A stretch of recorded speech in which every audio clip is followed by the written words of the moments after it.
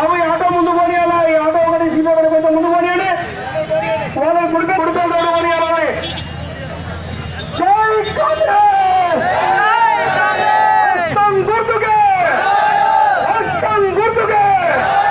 రాహుల్ గాంధీ నాయకత్వం, రాహుల్ గాంధీ గారి నాయకత్వం, ఉత్తమ్ కుమార్ రెడ్డి గారి నాయకత్వం, హస్తం గుర్తుకే.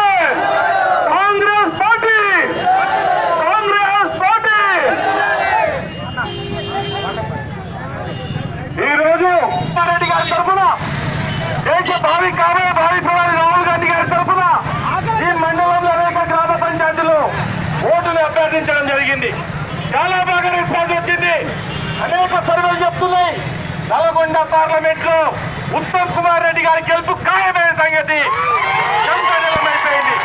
అలాగే దేశ సర్వేలు అనేక చెప్తున్నాయి భావి ప్రధాని శ్రీ రాహుల్ గాంధీ గారు మెజార్టీతోని ప్రధానమంత్రి కాబోతున్న సంగతి చట్టతెల్లమైంది.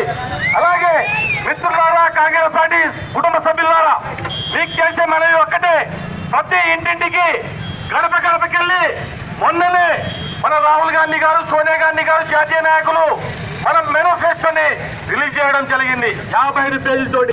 ఈ దేశంలో ఏ ఒక్క కుటుంబం కూడా పేద కుటుంబం ఉండొద్దు, ఏ ఒక్కరు కూడా ఆకలి చావులు చావద్దు, ప్రతి కుటుంబానికి కనీస అవసరాలు సమకూర్చాలనే ఉద్దేశంతో ప్రతి తెల్ల రేషన్ కార్డు ఉన్న కుటుంబానికి ప్రతి నెల 6,000 రూపాయలు ఉచితంగా చెప్పదలుచుకున్నాం. అలాగే సోదరులారా, ప్రతి వ్యవసాయ రుణం తీసుకున్న ప్రతి రైతుకి 2 లక్షల రూపాయల వరకు ఏకకాలంలో రుణమాఫీ చేయబడాలని కూడా నిర్ణయించడం జరిగింది. అలాగే ఈ దేశంలో 65 నుంచి 70% మంది రైతులు ఉన్నారు. అనేక మంది రైతులు ఆత్మహత్యలు చేసుకుంటున్నారు.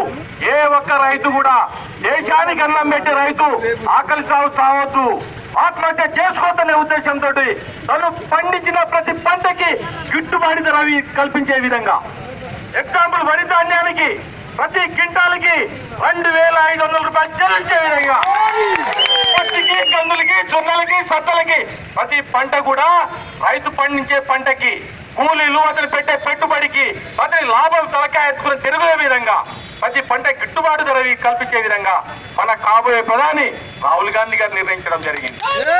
అలాగే ఆ రోజు ప్రతి కుటుంబం ఏ ఊర్లో వాళ్ళే 150 పరిధిలా కూడా పెంచే విధంగా మేనిఫెస్టో పెట్టడం జరిగింది.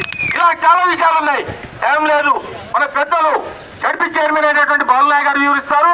అతనికంటే ముందు మన ముఖ్య నాయకులు కొందరు మాట్లాడతారు. ఇప్పుడు సర్పంచ్ సోదరులకు ఈరోజు ఉదయం నుంచే ఎండను కూడా లెక్క చేయకుండా మరి నాతో పాటుగా ద్విచక్ర వాహనంపై తిరుగుతూ కాంగ్రెస్ పార్టీని ఉత్తమ్ కుమార్ రెడ్డి గారిని గెలిపించేందుకు ఆహారతో కృషి చేస్తున్నటువంటి కార్యకర్తలకు, నాయకులందరూ కూడా పేరు పేరున నా హృదయపూర్వమైన నమస్కారం తెలియజేసుకుంటూ మీ అందరికీ